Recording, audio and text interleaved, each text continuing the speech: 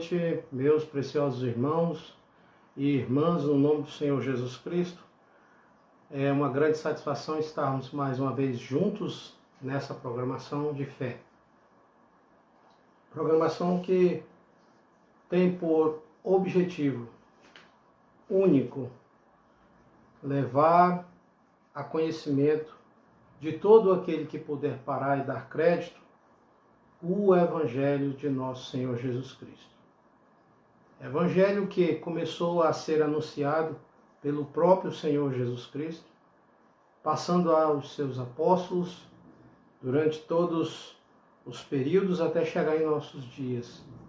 O único Evangelho que pode realmente nos conduzir de volta a Jesus Cristo. Então, nessa programação de fé, nós vamos começar mais esse tempo, confiando que Deus moverá mais uma vez um óleo a nosso favor.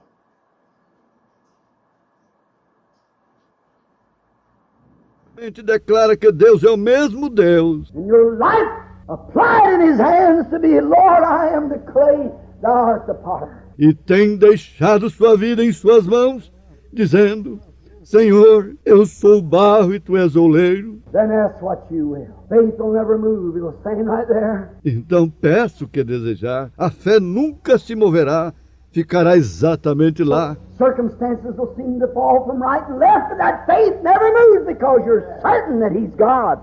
Embora as circunstâncias à direita e à esquerda sejam adversas, porém a fé não se moverá, porque você está certo de que Ele é Deus. If He's God, He keeps His promise. Ele guarda sua promessa. Can't make a promise and break it. If He's God, He's got to keep His promise. Ele não pode fazer uma promessa e logo quebrá-la. Se Ele é Deus, terá que permanecer fiel à sua promessa. Oh, I love that. Oh, quanto amo isso! Got to stay with it. Ele tem que permanecer firme. Made His offerings. He done everything. He knew that He was right. Jó havia feito seus sacrifícios, havia feito tudo que se tinha que fazer. Ele sabia que ele estava correto. Here come the church members by, some of the churches of other denominations. Vieram alguns membros das igrejas, alguns que eram membros das igrejas denominacionais visitá-lo. Said, Job, you might as well confess that you're a sinner. E lhe disseram: Jó, o que tu deves fazer é confessar que estás em pecado. Or God wouldn't let you be punished like this unless you was a sinner. But Job, Porque de outra maneira Deus não... Amém, amém. Graças a Deus que nos dá a vitória por nosso Senhor Jesus Cristo. É uma expressão que hoje já se tornou comum e até como que espontânea na boca daquele que conhece o Evangelho. Graças a Deus que nos dá a vitória por nosso Senhor Jesus Cristo. Vitória sobre o quê? Que vitória é essa que Deus nos dá? Deus nos dá essa vitória e por meio de quem essa vitória é concedida? Bem, nós sabemos que Deus, Ele, sendo Deus, conhecedor do fim desde o princípio, Ele sabia de tudo que nós iríamos passar. Quando falo nós, falo a humanidade. E o terrível tombo que a humanidade teria ali no Éden, e que durante todo esse período que perfaz hoje, esses nossos tempos, quase que 6.000 anos, a humanidade estava tentando se pôr de pé. E quando Deus apresentou a Adão o Éden, e Adão viu toda aquela majestade, tudo aquilo feito com tamanha maestria, e a Adão ficou atribuído reger tudo aquilo, Deus deu a Adão o poder, o direito, a liberdade de fazer tudo aquilo. Ele só tinha uma ressalva. Ele não poderia tocar naquela árvore que estava no meio do paraíso. E quando Deus apresentou aquilo a Adão e determinou a ele que ele não tocasse naquela árvore, Deus lhe deu uma promessa.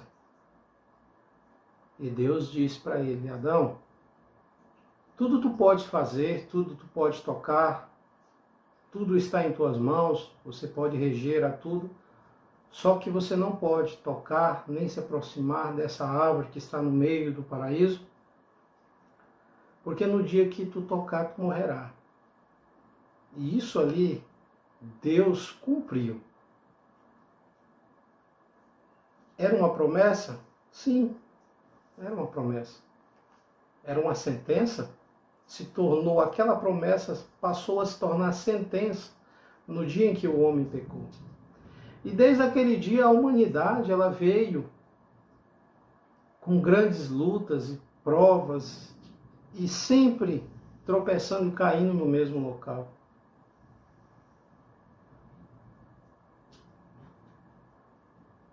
Nunca foi capaz um homem de poder passar por todo o curso de sua vida sem tropeçar, sem falhar, sem errar, sem se afastar de Deus.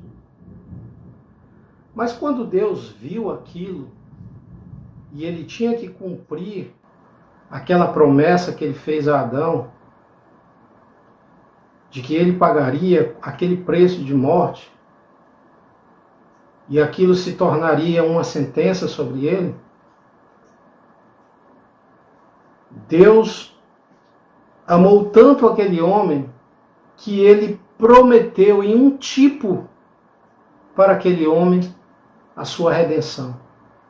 Quando ele sacrificou aquele cordeiro, quando ele pegou aquele cordeiro, golpeou aquele cordeiro, tirando dele tudo o que lhe protegia, que eram suas vestes, e protegendo a Adão daquela forma e sua esposa, Deus naquele exato momento também estava fazendo uma promessa a Adão, em um tipo, de que Deus jamais se esqueceria de Adão.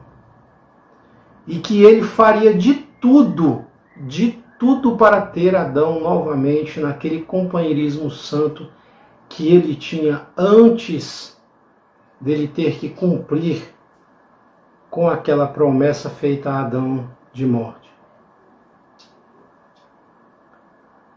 E quando nós olhamos para os profetas, nós vemos que eles foram a boca de Deus, justamente trazendo esse homem para perto de Deus.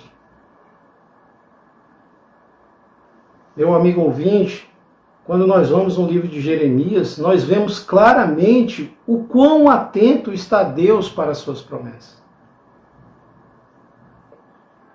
Deus chegou ao profeta Jeremias e disse: Jeremias, o que tu vês, Jeremias? Naquela visão, e Jeremias disse: eu vejo uma vara de amendoeira. Então nós percebemos que Deus sempre falou através de tipos. Ele sempre prometeu suas coisas para os seus filhos e as ocultou daqueles que são rebeldes e que não têm entendimento espiritual e que não se rendem a Deus. Por isso que Jesus disse: graças te dou, ó Pai, Senhor dos céus e da terra, que ocultaste essas coisas aos sábios e entendidos e as revelastes aos pequeninos. Então Deus disse para Jeremias: o que vês, Jeremias? Jeremias disse: eu vejo uma vara de amendoeira. Deus disse: vistes bem, Jeremias, porque eu velo sobre a minha palavra para a cumprir. Agora, em hebraico, a palavra amendoeira, que é shodek, Shodek significa aquele que está vigilante ou vigiando. Então, quando Jeremias viu aquela vara de amendoeira, aquilo estava mostrando em um tipo para ele que Deus estava vigiando as suas promessas. Em um tipo. Deus sempre falou assim.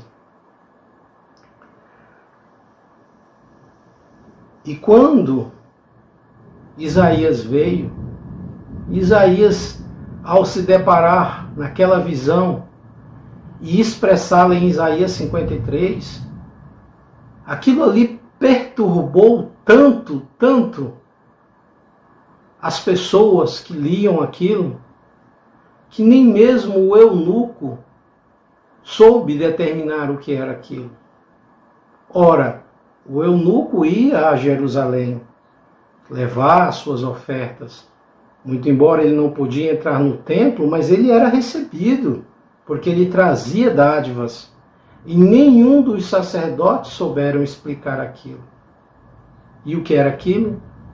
Deus velando suas promessas para cumprir, deixando tudo em um tipo. Agora, sem profecia o povo se corrompe. Isso é claro. Meu amigo, Deus nesses últimos dias, para não deixar o povo corrompido e restaurar a fé desse povo que havia se afastado de volta à fé dos pais, os apóstolos, podendo assim Deus tratar abertamente com seu povo, como ele fez ali com os apóstolos, porque os apóstolos interpelaram: Senhor, por que o Senhor fala por parábolas, por tipos?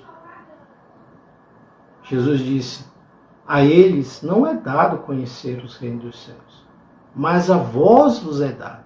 Por quê? Porque eles tinham recebido aquele profeta, o profeta que o próprio Moisés disse. E lhes abriu a palavra, abriu o tipo e cumpriu assim a promessa diante dele. E o irmão Brando, na mensagem Esteja Certo de Deus, ele diz assim no parágrafo 65: a fé nunca se moverá, ficará exatamente lá. Ela crê na promessa. Agora, por que nós cremos na promessa? Porque hoje nós temos o nosso entendimento espiritual aberto e nós vemos tudo com grande clareza diante de nós.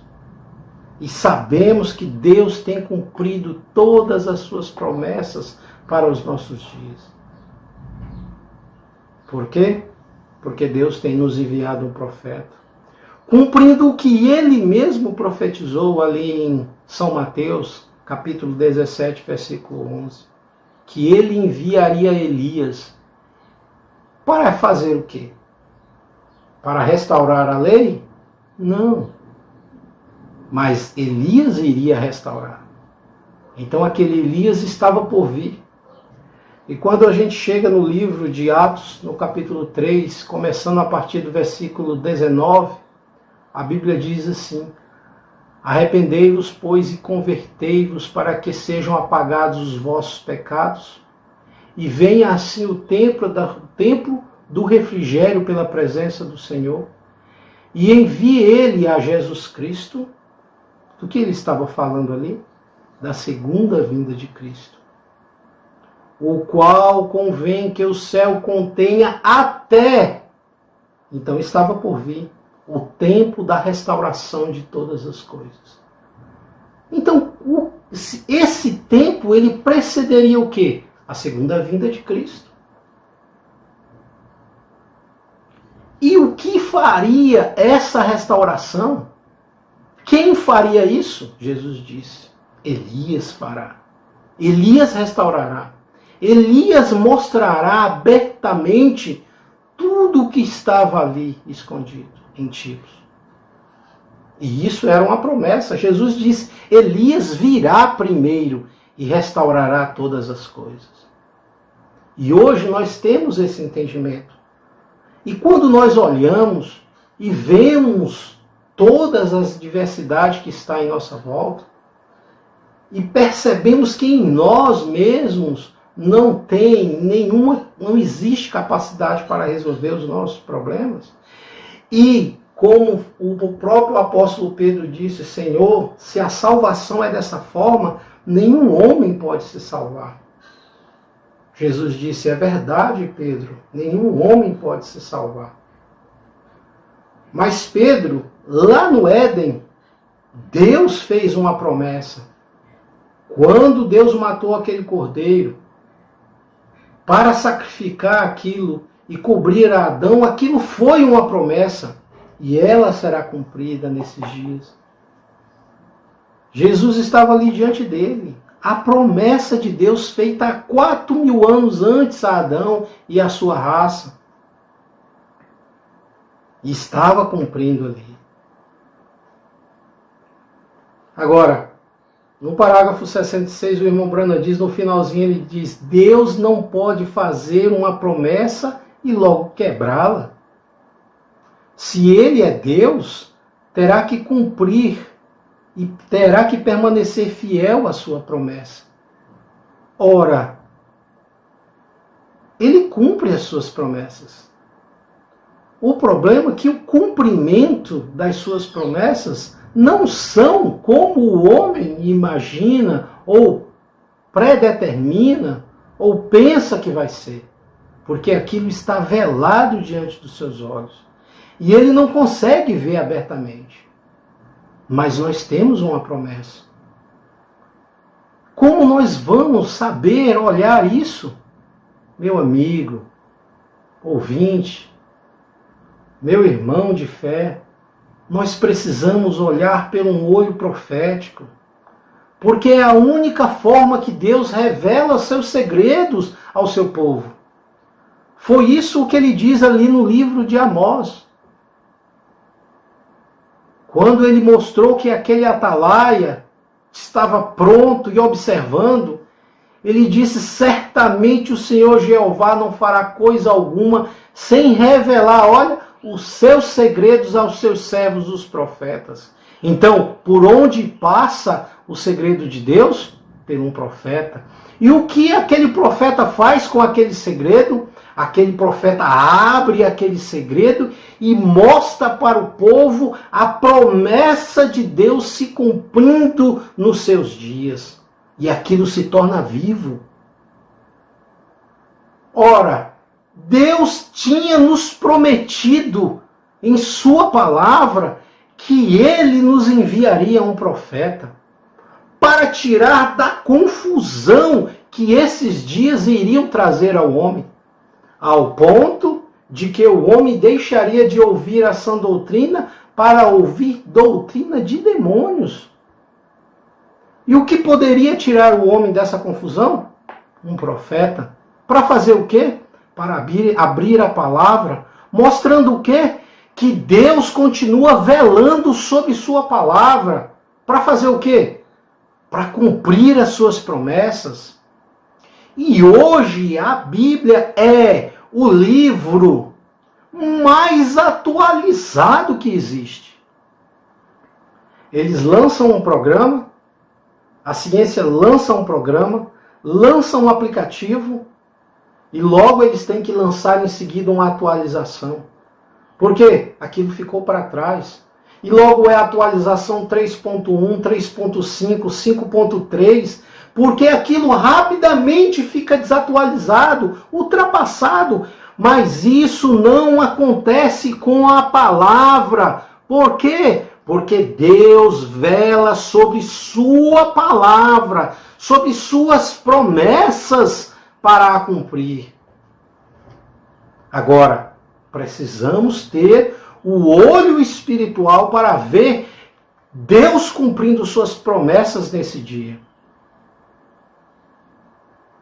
A Bíblia é tão atualizada que quando Deus, ali em São Marcos, capítulo 16, versículo 15 e 16, quando ele deu aquela escritura, os apóstolos saíram adiante, depois de serem revestidos do Espírito Santo, entraram nos calabouços, entraram nas arenas, foram devorados por leões, foram queimados vivos, mas aquilo continuou ecoando, sendo cumprido na vida de cada pessoa que poderia se firmar nas promessas de Deus.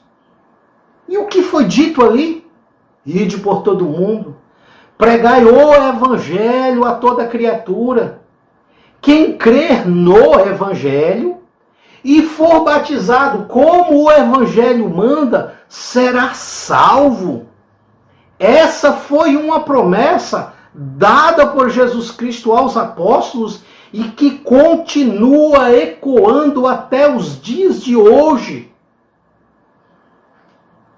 E quando aquela multidão estava ali em Jerusalém e viram aqueles apóstolos cambaleando, e Pedro discorreu o evangelho, apresentou essas promessas para eles. Olha, esse povo não está embriagado, mas isso é o que disse o profeta Joel. É a promessa de Joel, que Deus derramaria do seu espírito a toda a gente. E o povo fez o quê? Creu na promessa. Viu a promessa ali, fresquinha diante deles. Por quê? Porque Deus tinha levantado um homem e ungido aquele homem para abrir a palavra para o povo. Agora, quando aquele homem abriu a palavra, o que foi que ele levou o povo? Ele levou lá para São Marcos 16. Ele levou para São Mateus 28, 19. Ele levou de volta o que Jesus tinha prometido. Ele disse: arrependei-vos, cada um de vós, e seja batizado em nome do Senhor Jesus Cristo, para o perdão dos vossos pecados, e recebereis o dom do Espírito Santo. Agora, olha o que ele disse. Não, mas isso foi só para o tempo dos apóstolos. Isso não é para agora. Isso foi para os judeus aceitarem a Jesus. É o engano religioso, hoje em dia, fazendo o povo errar os seus passos do caminho. Mas olha o que Pedro disse. Porém, essa promessa vos diz respeito a vós, a vossos filhos, aqueles que estão longe, e a tantos quantos o Senhor nosso Deus chamar. Ora, meus irmãos, deixa eu ler aqui para ficar bem claro. E disse Pedro, Atos 2:38, e disse Pedro: arrependei-vos e cada um de vós seja batizado em nome do Senhor Jesus Cristo para o perdão dos pecados, e recebereis o dom do Espírito Santo. Olhe como Deus está velando sobre sua promessa para cumprir.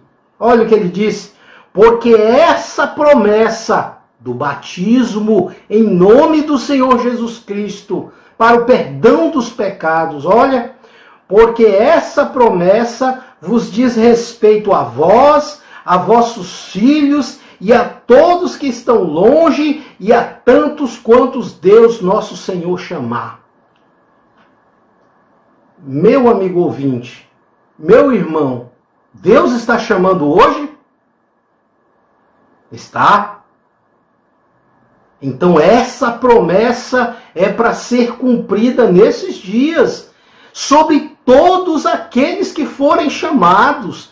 Que promessa? Arrependei-vos e cada um de vós seja batizado em nome do Senhor Jesus Cristo para o perdão dos pecados, e recebereis o quê?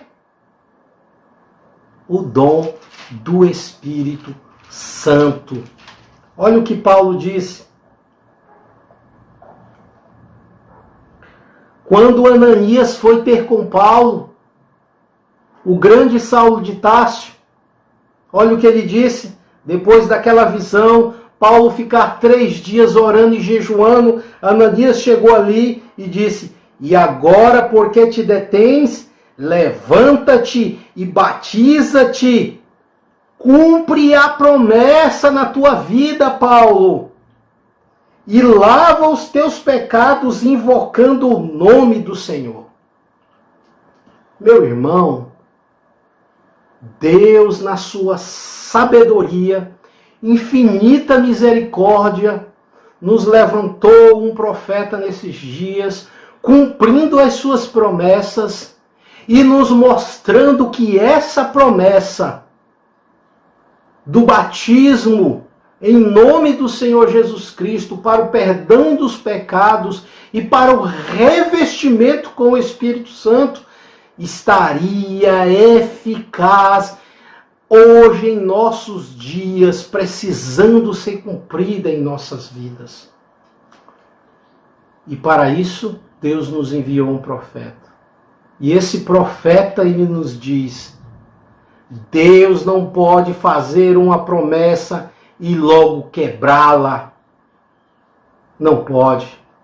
Se ele é Deus, terá de permanecer fiel à sua promessa. E isso ele nos mostrou, nos enviando um profeta em nossos dias, que nos restaurou a palavra e nos restaurou essa promessa do batismo em nome do Senhor Jesus Cristo. Deus abençoe a cada um de vocês, meus irmãos, no nome do Senhor Jesus Cristo. Amado Deus, obrigado pelo Senhor ser fiel. E o Senhor disse isso: se vocês forem fiel, Israel, eu serei fiel.